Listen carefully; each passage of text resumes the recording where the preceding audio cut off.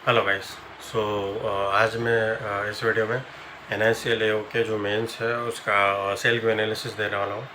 तो उसमें जो पेपर जो था वो 4 सेक्शन में डिवाइड था, जिसमें रीजनिंग, मैथ्स, इंग्लिश, उसके बाद टेक्निकल सेक्शन और GA सेक्शन था। तो सबसे पहले मैं रीजनिंग की बात करूँ तो रीजनिंग सबसे पहले रीजनिंग ही ओपन हुआ था और उसमें मॉडरेट साइड बोल सकते हैं। उसमें 4 पजल के अप्रॉक्स थी, जिसमें एक अनसर्टेन वाली थी, उसके बाद 8% वाली थी जो 1 बाय 1 आपको अरेंज करना रहता वो, और एक सिटी बेस्ड पजल थी जिसमें एक वेरिएबल और था और वो ईयर दे दिया था, ईयर का बेस दे दिया था। और उसमें जो टिपिकल टाइप में आती है ना कि डिफरेंस निकालना है, वो करना, वो सब वाली पजल थी। उसके बाद 5 सिलोक्स थे और उसके बाद 2 से 3 जो इनइक्वलिटी के थे। तो जो रीजनिंग था वो मॉडरेट सेट था, जो पजल में उलझ गया होगा वो उलझ गया होगा। टेक्निकल में 30 मिनट्स का था और 40 क्वेश्चंस थे, तो मेरा 25 अटैम्प्ट है रीजनिंग में। और मैं मैथ्स की बात कर लेता हूँ।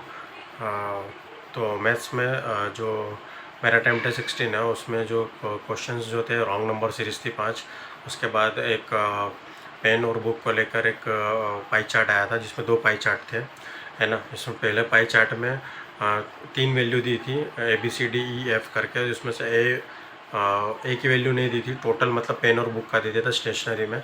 तो उसमें जो ए की वैल्यू दी थी, बी की दी थी, सी की नहीं दी थी, डी की दी थी और ए की नहीं दी थी। तो सी में x+3 था और शायद ई में x+5 समथिंग ऐसा कुछ था।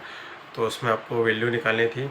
उसके बाद दूसरे पाई चार्ट में भी इस तरीके की वैल्यू दी थी, जिसमें पेन की टोटल वैल्यू दी थी, लेकिन पेन में भी वो XY के फॉर्म में थी, तो आपको वो कन्वर्ट करना था। और फिर नीचे जो एक नोट लिखा था कि जो ई की वैल्यू है वो 700 मोर देन है ए से। तो ए की वैल्यू निकाल लेते हैं आप, और फिर ई से उसको मतलब ऐड अप कर देते हैं और फिर जो टोटल वैल्यू से डिवाइड कर देते हैं, तो आपको परसेंटेज ऑफ ई आपको मिल जाता। फिर उसके बाद आपको उसी बेस पर सी का भी मिल जाता। तो इस तरीके से आपको पूरा करना था। 100y की वैल्यू भी वहीं से निकालनी थी। फिर 100y की वैल्यू के हिसाब से ही क्वेश्चन दिए हुए थे। तो क्वेश्चंस का लेवल थोड़ा अच्छा खासा दे रखा था, जैसा मेंस का होता है कि 100y की वैल्यू इतनी है, मतलब 50y है। अगर f की वैल्यू एक और मतलब अगर वेरिएबल दे दिया है, फिर x परसेंटेज है f में जो पेन की संख्या, तो उस वजह से निकालना था सब कुछ। तो इस तरीके से वो पूरा DI बनाया था मैंने। उसके बाद एक एम्प्लॉय बेस था DI, तो वो DI मैंने बनाया था, जिसमें टोटल A+B का दिया था, फिर A की वैल्यू दी थी।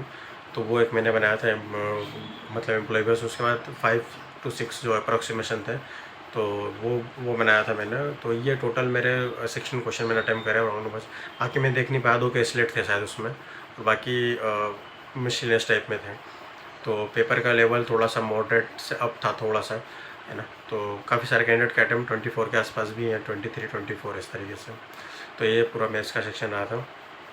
बात करता हूँ मैं इंग्लिश की। तो इंग्लिश इजी टू मॉडरेट बोलेंगे, ज़्यादा डिफ़िकल्ट भी नहीं, ज़्यादा इजी भी नहीं था, है ना। तो उसमें क्लोज टेस्ट थे। उसमें क्लोज टेस्ट के अलावा RC के क्वेश्चन थे। RC मॉडरेट साइड था, ज़्यादा डिफ़िकल्ट भी नहीं था, ज़्यादा इजी भी नहीं था। इंश्योरेंस बेस पे ही था वो, प्रीमियम वगैरह के ऊपर, जिससे इंश्योरेंस का पेपर है तो वो था। उसके अलावा RC वगैरह और 5 एरर के क्वेश्चंस थे। और उसके अलावा स्वेपिंग के क्वेश्चंस थे, जो वर्ड स्वेपिंग होता है वो। और पैरा जंबल थे, छोटे जो स्मॉल पैरा जंबल आते हैं अरेंज करने वाले, उस तरीके से था। तो मेरे जो रीजनिंग में 40 में से 34 अटैम्प्ट है। और GA की बात कर लूँ तो GA जो था मिक्स एंड मैच था, कोई ज़्यादा डिफिकल्ट नहीं, ज़्यादा इजी भी नहीं, मतलब मॉडरेट साइड बोल सकते हैं। सब कुछ कवर कर रखा था उसने। जैसे एग्जांपल कि जो अभी मणिपुर का किस्सा चल रहा था, मणिपुर से टच स्टेट के नाम दिए हुए थे, वो आपको स्टेट कंक्लूजन टाइप में दिया था कि इसमें से कौन सा मतलब टच है, तो वो 1 2 3 ओनली 1 2 इस तरीके से दिया हुआ था। और जैसे एक अभी परमाणु या एनर्जी को लेकर समथिंग कुछ जो कमेटी हेड करता है, तो वो कौन करता है, प्रेसिडेंट। उसके बाद PM, और मतलब इस तरीके के ऑप्शन थे, तो वो PM आंसर था, वो लगाया था मैंने। और उसके अलावा मतलब इस टाइप के क्वेश्चंस थे। थोड़ा सा टिपिकल भी था, ऐसे ओलंपिक चल रहा है तो मैक्सिमम टाइम किस सिटी ने ओलंपिक मतलब कि ऑर्गेनाइज़ किया है, तो वो शायद बैंकॉक के आंसर ऐसा कुछ है। और इन स्पेस के चेयरमैन का नाम पूछ लिया था, जो कि पवन गोने का। इस तरीके से क्वेश्चंस थे। तो और टेक्निकल की बात करूँ तो टेक्निकल भी जो मतलब कि कंटेम्प्रेरी जो आते हैं, मतलब कॉमन सेंस बेस, उस बेस पे थे। तो उसमें भी मैंने 19 ही करे हैं, जीएम में 20 करे हैं, तो जो मेरा टोटल मार्क्स अराउंड 80 के अप्रॉक्स बन रहा है। तो देखते हैं जो भी कट ऑफ हुआ है। तो ये था उसको लेकर video. That's all from my side. Thank you.